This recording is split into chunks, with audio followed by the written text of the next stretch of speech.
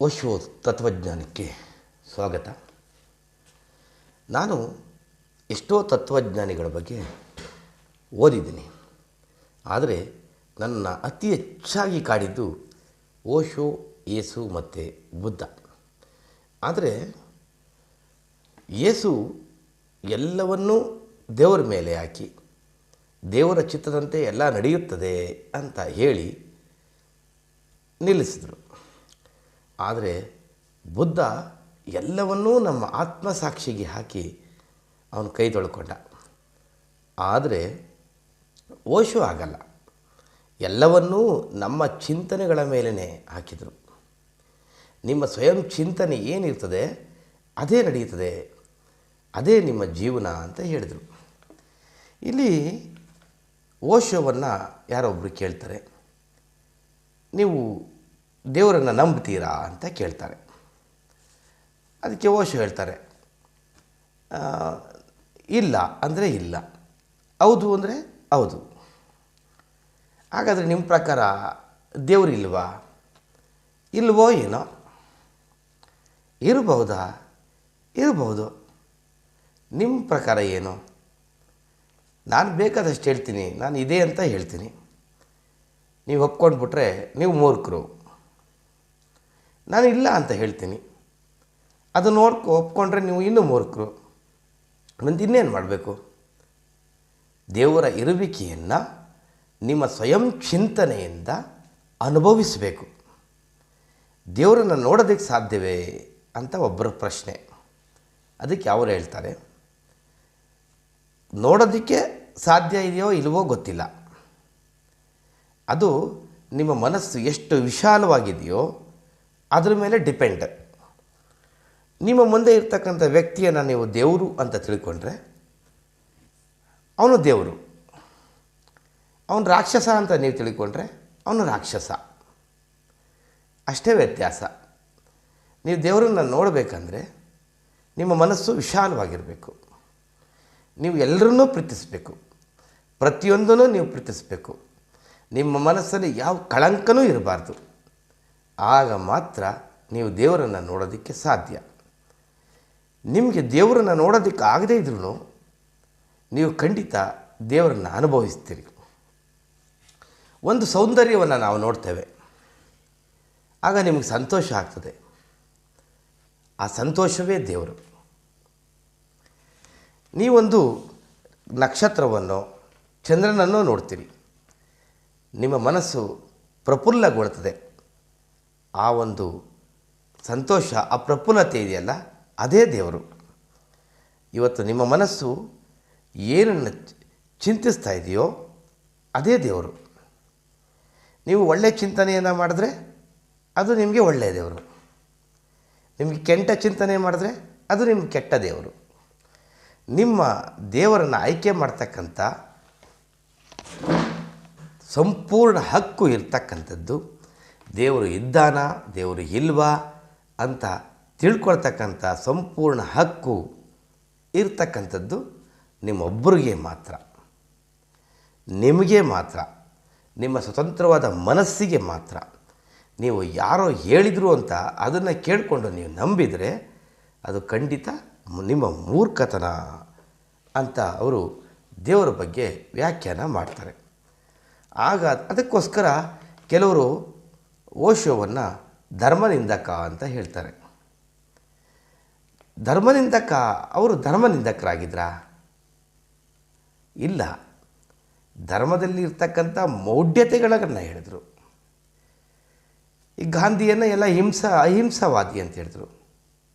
ಎಲ್ಲರೂ ಅಹಿಂಸಾವಾದಿ ಅಂದರೆ ಇವರು ಅದನ್ನು ಬಿಡಿಸಿ ಹೇಳಿದ್ರು. ಅದೇಗೆ ಗಾಂಧಿ ಅಹಿಂಸಾವಾದಿ, ಅವರು ಹಿಂಸಾವಾದಿ ಅಲ್ವಾ ಅಂತ ಅಂದರು. ಏಕೆಂದರೆ ನಮ್ಮ ವಿಜಯಲಕ್ಷ್ಮಿ ಪಂಡಿತ್ ಇದರಲ್ಲ, ನೆಹರು ಅವರ ಸೋದರಿ, ಅವರು ನಮ್ಮ ದೇಶದ ಮೊದಲ ಮಹಿಳಾ ಮತ್ತು ಮಕ್ಕಳ ಕಲ್ಯಾಣ ಕೇಂದ್ರ ಸಚಿವರಾಗಿದ್ದರು. ಅವರು ಹೇಳ್ತಕ್ಕಂಥದ್ದು ಏನಂದರೆ, ವಿಜಯಲಕ್ಷ್ಮಿ ಪಂಡಿತು ಗಾಂಧಿಯವರನ್ನ ಕುರಿತು ಏನು ಹೇಳ್ತಾರೆ ಅಂದರೆ, ಈ ಮನುಷ್ಯನನ್ನು ಬಡತನದಲ್ಲಿ ಇರಿಸೋಕ್ಕೋಸ್ಕರ ಸರ್ಕಾರದಿಂದ ಲಕ್ಷಾಂತರ ರೂಪಾಯಿ ಖರ್ಚಾಗ್ತಾ ಇದೆ ಅಂತ ಹೇಳ್ತಾರೆ. ಅಂದರೆ ಅವರು ಹೇಳೋದೇನು, ಅವ್ರಿಗೆ ಅವರ ಒಂದು ಅಹಿಂಸೆಯನ್ನು, ಅವರ ಸರಳತೆಯನ್ನು ಆಚರಿಸೋದಕ್ಕೆ ಸರ್ಕಾರಕ್ಕೆ ಹೊರೆ ಬೀಳ್ತಾ ಇರೋದು. ಈಗ ಅವರು 3ನೇ ದರ್ಜೆ ರೈಲಲ್ಲಿ ಹೋಗ್ತೀನಿ ಅಂತ ಹೇಳ್ತಾರೆ. 60 ಜನ ಕೂತ್ಕೊಳ್ಳೋ ರೈಲಲ್ಲಿ ಇವರು 3 ಜನ ಕೂತಿರ್ತಾರೆ. ಯಾರೋ ಕಸ್ತೂರ್ಬಾ ಗಾಂಧೀಜಿ ಮತ್ತು ಅವರ ಆಪ್ತ ಸಹಾಯಕ ಮಹಾದೇವ್ ದೇಸಾಯಿ, ಗಾಂಧೀಜಿಯವರ ಆಪ್ತ ಸಹಾಯಕ ಮಹಾದೇವ್ ದೇಸಾಯಿ. ಅಂದರೆ ಇನ್ನು 57 ಜನಕ್ಕೆ ಶೀಟ್ ಇಲ್ದಂಗೆ ಆಯ್ತಲ್ಲ ಅಲ್ಲಿ. ಅದು ಹಿಂಸೆ ತಾನೇ.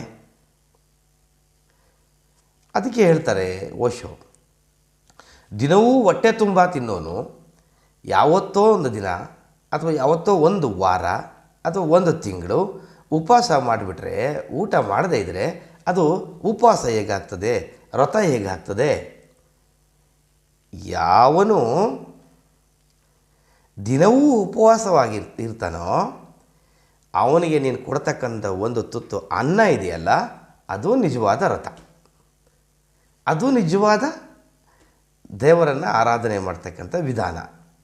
ಅದು ಬಿಟ್ಬಿಟ್ಟು ನೀನು ಉಪವಾಸ ಕೂತ್ಕೊಬಿಟ್ರೆ, ಏಕೆ ದಿನ ನೀನು ಹೊಟ್ಟೆ ತುಂಬ ತಿಂತಾ ಇದ್ದಲ್ಲ, ಒಂದು ದಿನ ತಿಂದೇ ಇದ್ರೆ ಏನು ತೊಂದರೆ? ಒಂದು ವಾರ ತಿಂದೇ ಇದ್ರೆ ಏನು ತೊಂದರೆ? ಒಂದು ತಿಂಗಳು ತಿಂದೇ ಇದ್ರೆ ಏನು ತೊಂದರೆ? ನಿನ್ನ ದೇಹ ಬೇಕಾದರೆ ಹಸಿವಿನಿಂದ 1 ವರ್ಷ ಬೇಕಾದರೆ ಬದುಕಬಲ್ದು. ಅದು ನಿನಗೆ ಗೊತ್ತು. ನನ್ನ ದೇಹ 1 ವರ್ಷ ಬೇಕಾದರೆ ಬದುಕಬಲ್ದು ಅಂತ ನಿನಗೆ ಗೊತ್ತು. ನೀನು ನಿನ್ನನ್ನು ಉಪವಾಸದಿಂದ ಬಿದ್ದಾಗ ನಿನ್ನನ್ನು ಸಂತೈಸೋದಕ್ಕೆ 100 ಜನ 1000 ಜನ ನಿನ್ನ ಸುತ್ತಮುತ್ತ ಇದ್ದಾರೆ ಅಂತ ನಿನಗೆ ಗೊತ್ತು. ಅದಕ್ಕೋಸ್ಕರ ನೀನು ಉಪವಾಸ ಇರ್ತೀಯ. ನನಗೆ ಆ ಥರ ಸಂತೈಸೋದಕ್ಕೆ ಯಾರೂ ಇಲ್ಲ. ನಾನು ಉಪವಾಸದಿಂದ ತಲೆ ತಿರುಗಿ ಬಿದ್ದರೆ, ಜ್ಞಾನ ತಪ್ಪು ಬಿದ್ದರೆ, ನಾನು ಸಂತೈಸೋದಕ್ಕೆ ಯಾರೂ ಇಲ್ಲ ಅಂದರೆ ನೀನು ಖಂಡಿತ ಉಪವಾಸ ಮಾಡ್ತಾ ಇರಲಿಲ್ಲ ಅಂತೆಲ್ಲ ಹೇಳಿ ಗಾಂಧೀಜಿಯವರನ್ನು ಹಿಂಸಾವಾದಿಗಳಿಗೆ ಹೋಲಿಸ್ತಾರೆ. ಹೌದು, ಯಾವತ್ತೋ ಒಂದಿನ ಮಾಡ್ತಕ್ಕಂಥ ಉಪವಾಸ ಅಲ್ಲ. ದಿನವೂ ಉಪವಾಸ ಇರ್ತಕ್ಕಂಥವನಿಗೆ ನಾವು ಒಂದು ತುತ್ತು ಅನ್ನ ಕೊಟ್ಟರೆ, ಒಂದು ಸಮಯನಾದರೂ ಅವನಿಗೆ ಅನ್ನ ಕೊಟ್ಟರೆ, ಊಟ ಕೊಟ್ಟರೆ, ಅಥವಾ ಅವನಿಗೆ ಊಟವನ್ನು ದುಡಿತಕ್ಕಂಥ ಒಂದು ಕೆಲಸವನ್ನು, ಉದ್ಯೋಗವನ್ನು ಮತ್ತು ಮಾರ್ಗವನ್ನು ನಾವು ಕಂಡಿಡಿಕೊಟ್ರೆ ಅದು ನಿಜವಾದ ವ್ರತ, ಅದು ನಿಜವಾದ ದೇವತಾರಾಧನೆ, ದೈವಾರಾಧನೆ ಅಂತಕ್ಕಂಥದ್ದು ಓಶೋ ಅವರ ತತ್ವವಾಗಿತ್ತು. ಇನ್ನು ನಾವು ಯಶಸ್ಸಾಗಬೇಕಂದ್ರೆ ಏನು ಮಾಡಬೇಕು ಅಂಥದ್ರ ಬಗ್ಗೆ ಓಶೋ ಹೇಳ್ತಾರೆ. ನಿಮಗೆ ಯಶಸ್ಸಿನ ಮೂಲ ಕೀ ಇರೋದು ನಿಮ್ಮ ಸ್ವಂತಿಕೆಯಲ್ಲಿ. ಯಾರೋ ಏನೋ ಹೇಳಿಬಿಟ್ರು ಅಂತ ಹೇಳಿ ನೀವು ಅದನ್ನು ಪಾಲಿಸಿದ್ರೆ ಅದು ನಿಮ್ಮ ಯಶಸ್ಸಿನ ಮೂಲ ಕೀ ಆಗಲ್ಲ. ನೀವೊಂದು ಕಡೆ ಬಿಸ್ನೆಸ್ ಮಾಡೋಕ್ಕೆ ಅಂತ ಹೋಗ್ತೀರಿ. ಯಾರೋ ಹೇಳ್ತಾರೆ ಆ ಜಾಗದಲ್ಲಿ ಬಿಸ್ನೆಸ್ ಚೆನ್ನಾಗಿ ನಡೀಬೋದು ಅಂತ. ಆದರೆ ಆ ಬಿಸ್ನೆಸ್ ಬಗ್ಗೆ, ಆ ವ್ಯವಹಾರದ ಬಗ್ಗೆ ನಿಜವಾಗಿ ಗೊತ್ತಿರ್ತಕ್ಕಂಥದ್ದು ನಿಮಗೆ ಮಾತ್ರ. ಅದು ಎಲ್ಲ ನಡೆಯುತ್ತೆ ಅಂತ ಗೊತ್ತಿರ್ತಕ್ಕಂಥದ್ದು ನಿಮಗೆ ಮಾತ್ರ, ನಿಮ್ಮ ಸ್ವಂತ ಮನಸ್ಸಿಗೆ ಮಾತ್ರ ಅಂತ ಹೇಳ್ತಾರೆ. ನೀವು ಯಾವಾಗ ನಿಮ್ಮ ಸ್ವಂತ ಮನಸ್ಸಿನಿಂದ ಆಲೋಚನೆ ಮಾಡ್ತೀರೋ ಆಗ ಮಾತ್ರ, ನಿಮ್ಮ ಸ್ವಂತಕ್ಕೆಯ ಮನಸ್ಸಿನಿಂದ ಮಾತ್ರ ನೀವು ಯಶಸ್ಸಾಗೋದಕ್ಕೆ ಸಾಧ್ಯ ಅಂತ ಓಶೋ ಹೇಳ್ತಾರೆ. ಇನ್ನು ಧ್ಯಾನದ ಕುರಿತು ಹೇಳ್ತಾರೆ. ಧ್ಯಾನ ಇರೋದು ಶಾಂತಿಯನ್ನು ಸ್ಥಾಪಿಸೋದಕ್ಕಲ್ಲ, ಶಾಂತಿಯ ಮಾರ್ಗವನ್ನು ಹುಡುಕೊಳ್ಳೋದಕ್ಕೆ. ಅದರಲ್ಲೇ ಶಾಂತಿ ಏನು ಬೆಳೆಯೋಲ್ಲ, ಶಾಂತಿಯಲ್ಲಿ ಸೃಷ್ಟಿ ಆಗಲ್ಲ.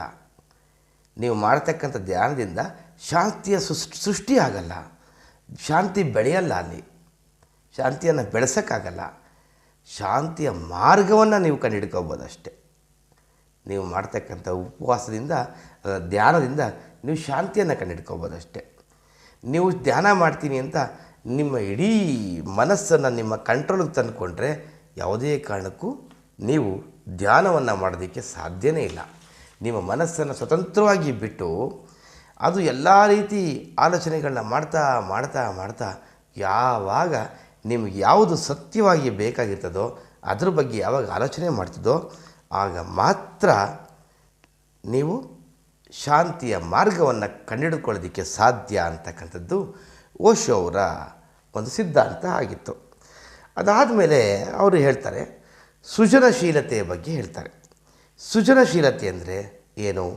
ಹೊಸತನವನ್ನು ಮಾಡ್ಕೊಂಡು ಹೋಗ್ತಕ್ಕಂಥದ್ದು, ಹೊಸತನದ ಮಾರ್ಗವನ್ನು ಕಂಡುಹಿಡ್ಕೊಳ್ತಕ್ಕಂಥದ್ದು. ಹೊಸತನವನ್ನು ಕಂಡುಹಿಡ್ಕೊಳ್ತಾ ಇರ್ತಕ್ಕಂಥವ್ರು ಏನನ್ನೂ ಮಾಡೋದಕ್ಕೆ ಸಾಧ್ಯ ಇಲ್ಲ.